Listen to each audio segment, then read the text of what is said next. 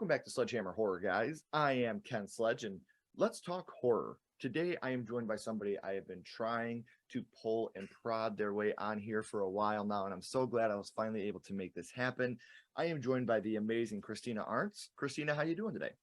Good. Thank you for having me. No, it's seriously an honor. This means so much to me to have you. A little bit about Kristina for you guys. She got involved in the film industry in her mid-20s, from Louisiana. Where about in Louisiana are you from? New Orleans. Oh, man. It seems like whenever I tell out-of-towners that I'm from New Orleans, that's immediately what they want to talk about. Well, all that says to me is you know how to party. Mardi Gras is a lot of fun. Well, I mean, getting involved in the film industry is amazing, but to hear some of the names that you've been able to work with, Jessica Lange and Wes Bentley, an American Horror Story Freakshow, and Vincent D'Onofrio was your acting coach in one of your classes in New York. Yeah. What was it like working with some of these names that are so iconic? Oh gosh, they were all great. I worked with Wes Bentley and Jessica Lange on and John Carroll Lynch on American Horror Story Freakshow, and I was in Wes Bentley plays a character named Edward Mordred, and I was in his coterie, his group of ghosts that he traveled around with, and that was a lot of fun. And also got to work with Jessica Lange, and she was lovely as well. And yeah, everybody on that set was lovely. Vincent D'Onofrio I worked with. I took in a 2-week acting program in New York at Queen's Theater that is for actors with disabilities. And so he taught our acting for the camera class. That is so awesome. And knowing that he comes out and he gives his time to be able to give back to the community and teaching young actors that are aspiring or just trying to get their teeth cut in the game. I think it's really cool that he's willing to go out and do that, and for you to be able to and he's a great advocate for inclusion and authentic representation of disabled characters on screen. So.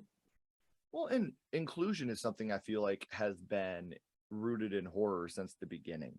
I mean, you even look at 1968's Night of the Living Dead, and you have a black man saving a white woman, and it didn't matter back then what kind of backlash they were going to get. Inclusion is something that we don't care what color your skin is. If you do have a disability, we're going to get the best actor for the part. And to know that he's such an advocate for that, because I know how important that is to you as well. That's another reason why I wanted to work with you, because you are such an outstanding, positive person, and every interaction I've had with you has been damn near perfect. And that's sweet. Your strength. Well, I mean, yeah, I know you've been trying to get me on here since January, so I have.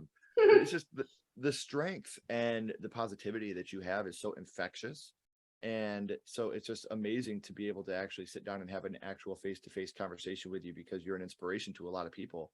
And you don't let the disability that you have. Do you want to talk about that a little bit? Because I just feel like I might sound insensitive if I yeah, that's fine. I was born 3.5 months premature, and so as a result of that, I have retinopathy of prematurity. And the way it is for me is that my retina in my left eye is completely detached. There were 2 different attempts when I was a baby to reattach it. Neither one of those were successful. And the retina in my right eye is folded over. So I do have some vision in my right eye. My vision is about 2400, which, what you can see from 400 feet away, which, I mean, I can't even imagine that distance, but like what you can see from 400 feet away, I would have to be 20 feet away to possibly see it. So. Right. Well, and the thing is, you don't let that define who you are as a person. Every conversation we've had, we've talked about just positivity and giving back, and you've never let that be who Kristina is. You're not your disability, and there's a lot of people that would let that overtake them, but you have just this air of positivity and strength that it doesn't matter about that, because I'm going to be who I am.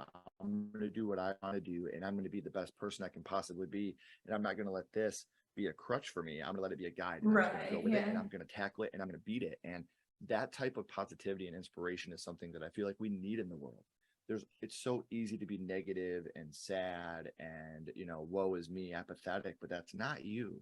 And that's a big reason, not only because of the amazing work you've done. I mean, you've even had Pollyanna McIntosh write a part for you in her movie Darlin. I mean, that's something to me that is just like taking your disability, putting it on the back burner and showing who you are. I'm Kristina. I'm the person. I'm not my disability. I'm me. And people are still giving you these opportunities because they know that positivity and that strength is what drives you. How was it working with Pollyanna McIntosh? She's awesome. Yeah, I auditioned for Darlin. I sent in a self-tape. And I was originally auditioning to play, oh, the character's name escapes me now. I want to say maybe her name was Mona. I was auditioning to play one of the other characters in the group of homeless women. And yeah, I wasn't, I mean, it was actually my very first audition that my first agent sent me on. So I really wasn't expecting to even hear back. And yeah, I got contacted probably about a month later, and they said, well, that the role that you auditioned for has already been filled, but we have this other part. And so I ended up playing Gina, who was one of the other homeless women in the group. So it was a lot of fun. It's and like I said, like you go in there. That reminds me, like we're talking Pollyanna McIntosh, like The Walking Dead. Like you had Norman Reedus go in and he auditioned for the role of Merle, and he didn't get it, but they liked him so much they wrote a whole part for him and Daryl. And that's what that reminds me of. Like you went in audition for this part, you didn't get that part, but they loved you so much they wanted you in that film, so they wrote a whole new part for you. That to me, Kristina, is a testament to who you are as an actor. So that was very, very sweet and unexpected of her to do that. But yeah, it was a lot of fun. It was, I was there for 2 days on set, and everybody was really awesome and hardworking, and the set was just, a lot of fun to be on. I've never had a bad experience on set, so thank God. Yeah. Oh, some more positivity there. Have you met Pollyanna? I have not. I've heard the most amazing things, but we just haven't had the chance to intermingle with each other yet. I am very proud of you that you have. And we know that some of the things that you've done, but do you have anything coming up down the pipeline? I know NDAs are definitely a thing that exists, but do you have anything coming up that you can tell us about?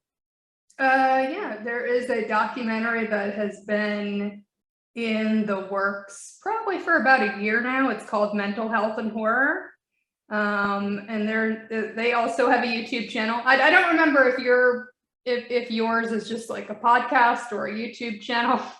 But anyway, they also have a YouTube channel where they have clips from this upcoming documentary.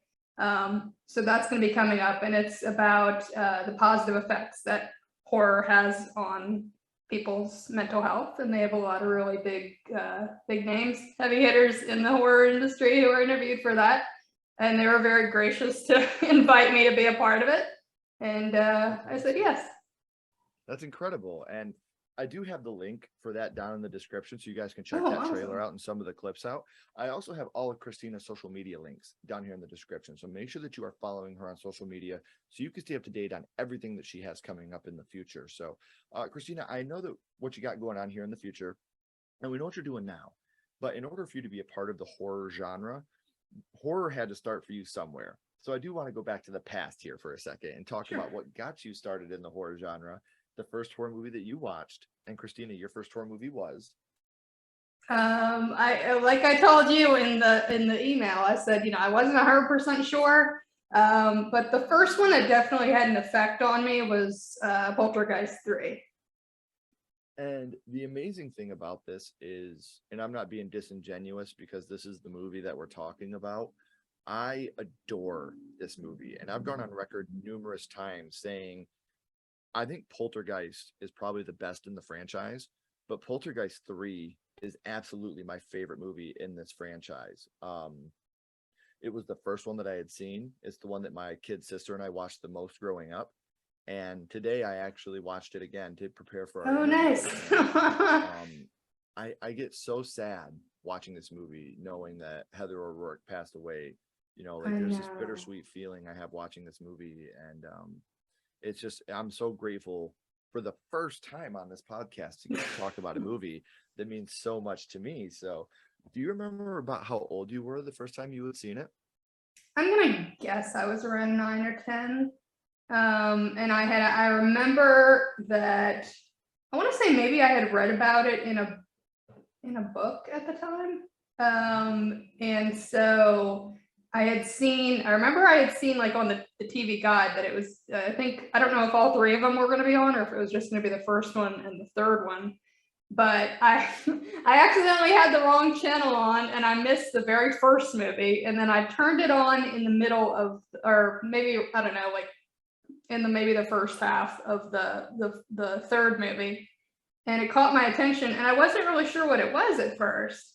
And so I asked a friend of mine a few days later and she knew it was Poltergeist 3. So I was like, okay, good. Now I can go back and rewatch the whole movie and know what it is. Right. And I always feel like, because my kid sister looked a lot like Heather O'Rourke. Like she even had the red footy pajamas, the bleach blonde hair. Like she looked just like Heather. And I feel like this movie had a bigger impact on her because she's watching her main protagonist be a young lady like herself. Do you think that having Heather O'Rourke's Carol Ann, a young lady like yourself at the time, do you think that helped you to connect with this movie a little bit because you're watching your peer in this role?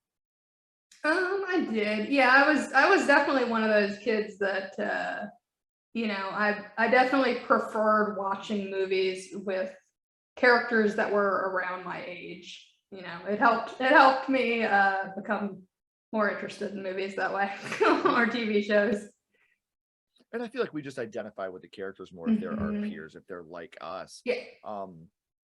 Do you remember who it was that you watched it with for the first time? I watched it by myself. You are a brave lady.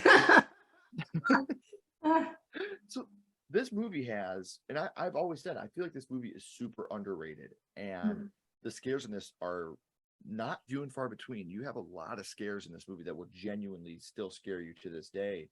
But do you remember which scene it was that affected you the most?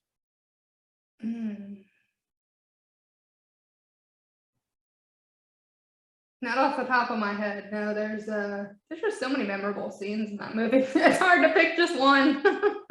Yeah. I can tell you something for me is like when you have Carol Ann and she's out in that parking garage and she's backing up and she steps on that water puddle. Yeah. And then those hands come up out of the puddle and bring her down.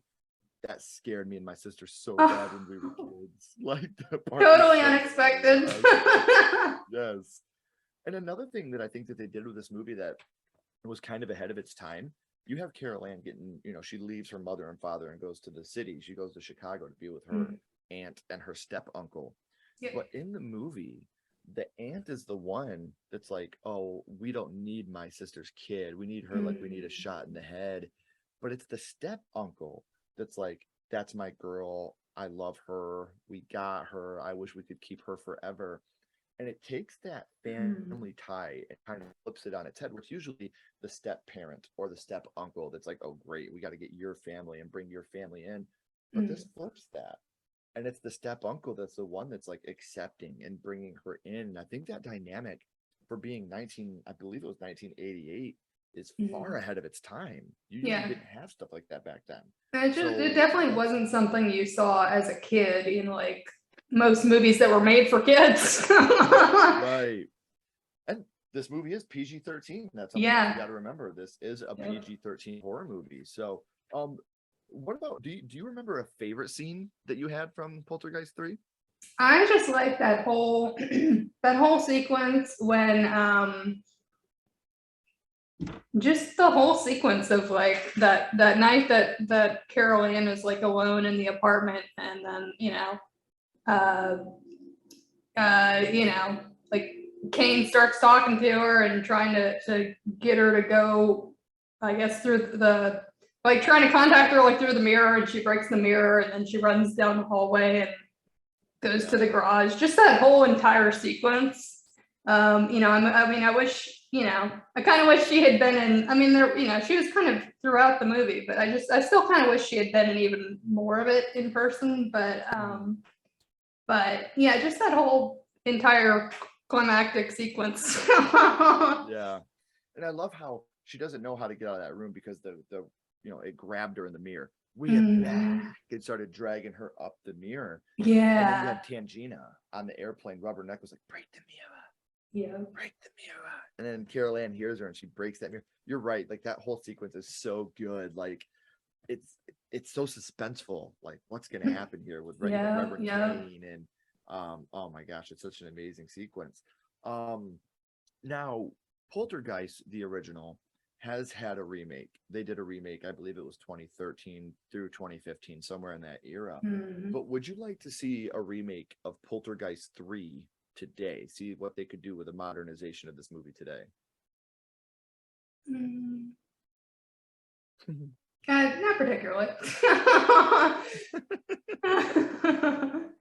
I did see the remake of the what year did you say it came out? I believe it was somewhere between 2012 and 2015. It was somewhere in that era. Yeah, I did give that a chance. I went to see it at the movie theater. And I think that the thing with that is it was just so much like the original that it just didn't feel to me like it was very necessary. There was really no reason to even do that. Yeah, the originals are like all three of the whole series, like they're just already classics.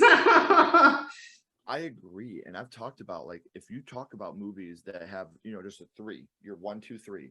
I think Poltergeist is probably my favorite horror trilogy that there is. It's up like Evil Dead would be up there if you're counting just Evil Dead 1, 2, and 3, without remakes or what have you. But I believe you. I think that, these three movies are untouchable and they're so good.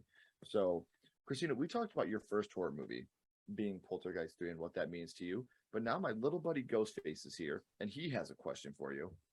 What's your favorite scary movie, Kristina? What is your favorite horror movie of all time? I guess I would it's tough to try to pre-plan something like that and be like, well, this is for when I'm in this mood, and this is for if I'm in another mood wanting to watch something. I guess if I wanted to bring something kind of more dramatic, I would bring May. And if I wanted to bring something just kind of more, I don't know, maybe just a little bit more like upbeat and fun, I would bring Rico the Genetic Opera. Nice. I had to think about that for a minute. No, not enough people talk about Repo. I love that movie. So what I want to do now, before I let you go, we always end this with the same question, Kristina, and we're going to bounce back to Poltergeist 3. And what we're going to do here is we are going to rank this movie on a skull count. Now, we're not ranking this movie on acting, production, score, nothing like that. What we're doing here, Kristina, is we're strictly judging this movie on how much it affected you on first viewing. So 0 skulls being not effective, 5 being extremely effective. You can use half and quarter skulls anywhere in the middle. Kristina, what would your ranking of Poltergeist 3 be? As far as my first viewing goes? Yep. How much it affected you? I'd say probably a 5 because I'd never seen anything like that before. And even today, like I'm watching it downstairs with my daughters and they were both like, wow, this is really scary, Dad. And I'm like, there are so many things in this movie that as you're rewatching at an older age, it just really it shows the amazing camera work and stuff they did practically. Different things that you pick up on. Yeah, I actually met Gary Sherman a couple years ago at Chattanooga Film Fest, and he had done a whole talk about like how they did the special effects on Poltergeist 3. So that was pretty fascinating to be in attendance and see that. And he's a really great guy. And it's amazing to hear these things that, like your first horror movie, maybe you wouldn't be the person you are today if you didn't watch Poltergeist 3 on that day at that time, the butterfly effect. So it's amazing to go back and hear people talk about this movie that affected you so much and meant so much to you. So I do want to remind everybody, all of Kristina's social media links are down in the description. So we need to make sure you guys are giving her a follow, stay up to date with her, because I promise you, if you are ever in any type of mood where you just need some type of positivity in your life, visit her. She was always uplifting. She's always great. She's always gracious, and she's always an amazing person to talk to. So Kristina, please don't go anywhere. I got a couple more questions for you. Okay. Everybody else, as always, keep talking horror, stay what you are, and we'll see you guys soon.